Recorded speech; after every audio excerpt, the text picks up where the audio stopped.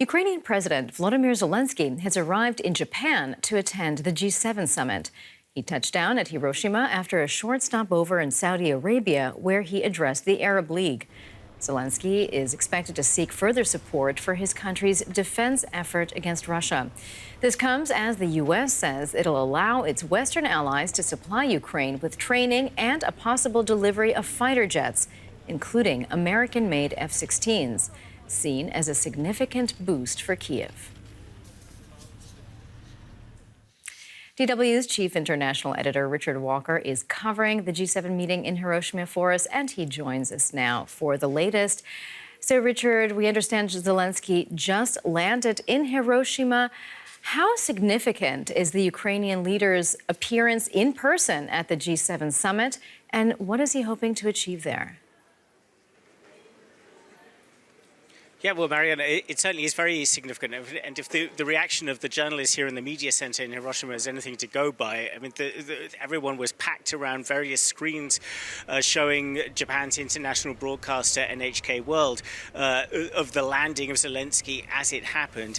And you had people really packed around kind of filming this on the TV screens here happening live. We didn't see that for any of the other leaders to the same extent as they arrived here. So Zelenskyy kind of, outshining all of the actual members of the G7 in the kind of drama of his arrival here, obviously coming from the Arab League summit. And I think it really is quite a powerful statement of a new phase of Zelenskyy's engagement with the outside world, meeting with the Arab League, not necessarily natural friends, and then coming to the G7, which has been a long-standing supporter of the Ukraine war effort, but this as a place where he can make outreach to countries like India, to countries like Brazil, which have been much more cautious in their approach to this conflict. The Brazilians raising questions about whether Russia had some legitimacy in what it did. Narendra Modi having a long-standing, the Indian side having a long-standing relationship with Russia,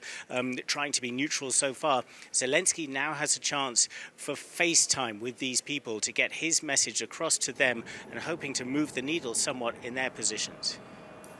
So one thing that should be good news for the Ukrainian leader is this indication by the U.S. it would not stand in the way of deliveries of these advanced fighter jets, the F-16s, but it also announced further sanctions on Russia. Can you tell us about that, Richard? Yeah, so, I mean, maybe just quickly take the fighter jets first of all. So the U.S. is saying that it is going to support efforts to get Ukrainian pilots trained to fly the F-16s, a process that's likely to take some months, and then that it will also support efforts to transfer F-16 planes to Ukraine when that training program is complete. So probably looking at a few months there, but this has been one of Ukraine's biggest asks in recent months. I mean, remember, there have been various stages during the course of this war where the Ukrainians have said, we need this weapon. There's been some hesitancy on the side of its partners, and then ultimately the partners go along with it. Well, we seem to be kind of moving through that process now in the case of fighter planes. The Ukrainians saying that that's very important in terms of trying to restore some dominance over the skies over Ukraine. Then in terms of sanctions, well, I think that the buzzword here would be sort of tightening the screws. The partners, the G7 partners, are trying to crack down on contravention, trying to stop efforts to kind of go around the sanctions regime that already exists.